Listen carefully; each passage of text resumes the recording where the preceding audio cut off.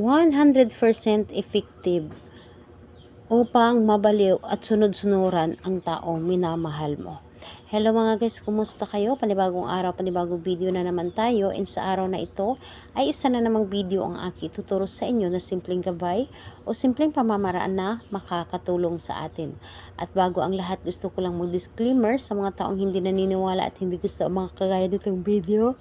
Please skip this video and maghanap kayo ng videos na gustong gusto nyo, dahil ang video na ito ay para lamang ito sa mga taong naniniwala and gusto mag-try.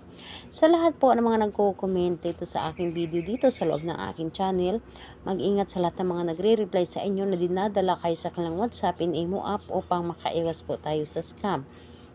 Ngayon po ituturo ko sa inyo paano maging sunod-sunuran at mas mamahalin ka pa ng taong mahal mo.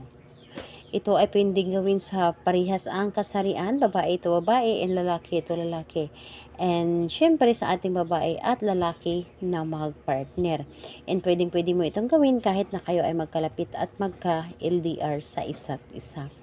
So ngayon po, ang ating gagamitin lamang dito sa paggawa ng ritual na ito is kailangan mo lamang dito maghanda ng panulat at papel lamang. So, ayun po, panulat at papel lamang, and kapag handa na yung papel at panulat, syempre, ihanda mo ang iyong sarili.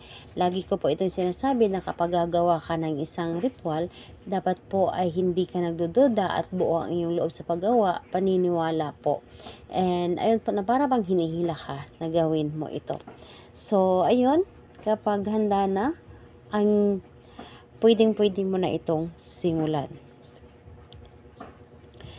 So, ang gagawin niyo po dito, kung nakikita po ninyo is meron itong nakasulat ng 3 beses ng kanyang pangalan at apelyido.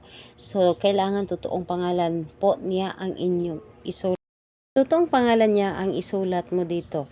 And kapag naisulat mo na ang kanyang pangalan ng 3 beses, kung nakikita po ninyo itong nakasulat dito sa gilid.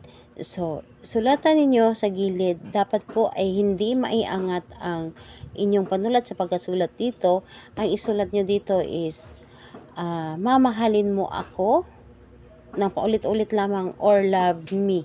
So, yun lamang ang inyong isusulat dito. Love me or mamahalin mo ako, ng tulad po nito na pagkasulat, yung hindi po maiangat ang ating panulat. So, simula dito, paikot dito, pag ganun po ang inyong pagkasulat ng love me or mamahalin mo ako. So, dito po hanggang dito po, dapat po ay magkadugtong lahat ang inyong isusulat. And pagkatapos nun, kapag naisulat nyo na dito, yung dito sa gilid, kumuha kayo ng inyong laway. Kumuha kayo ng inyong laway at pahiran nyo po ito ng laway. Una, itong 3 line ng pangalan at apelyido niya is ipahid nyo po dito, at pagkatapos dito sa itaas pahiran nyo po dito ng laway, paikot din po. So, ayun po, pagkatapos nun, ang papel na ito ay inyo lamang itong itutupi ng 1 beses lamang. Dapat po ay papunta sa inyo ang pagkatupi nito. And pagkatapos mo itong itupi, pwede mo itong ilagay sa ilalim ng inyong unan o di kaya sa loob ng inyong ponda. So, kailan ito pwedeng gawin? Gawin ito sa kahit anong araw at oras. Basta't alam po ninyo na gustong-gusto ninyo itong gawin, na para bang hinihila kayo na gawin ito. Salamat po sa inyo. Bye-bye everyone. God bless us all.